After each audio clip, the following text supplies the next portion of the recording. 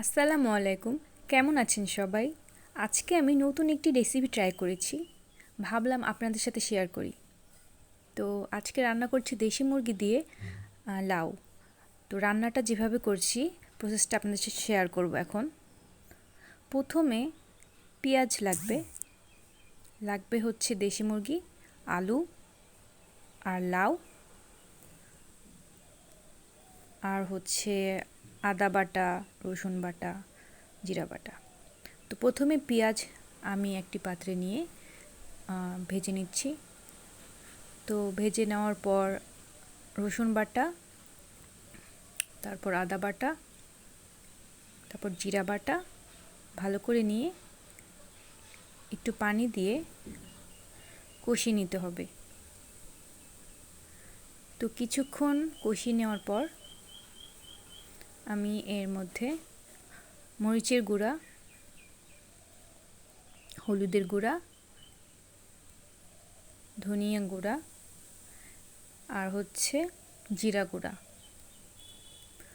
ভালো করে মিশিয়ে নেব। রান্নাটার মজাই হয় হচ্ছে ভালো করে মশলাটা মিশছে কিনা সেটার ওপর। তো এরপর তেজপাতা, দারুচিনি, এলাচ দিয়ে আমি ভালো করে পেঁয়াজের সাথে মিশিয়ে নিচ্ছিলাম। এরপর হচ্ছে মুরগিটা দিয়ে দিব। মুরগি আর আলুটা অনেকক্ষণ কষাতে হবে, তাহলে রান্নাটা আর কি মজা হবে আমার মনে হয়। তো এরপর অনেকক্ষণ কষিয়ে নেওয়ার পর 10-15 মিনিটের মতো কষিয়ে নেওয়ার পর আমি এর মধ্যে লাউ দিয়ে দিচ্ছি। তো লাউটা দেওয়ার পর ভালো করে এটার সাথে মিশিয়ে নিতে হবে যাতে মশলাটা লাউর ভিতরে ঢুকে যায়।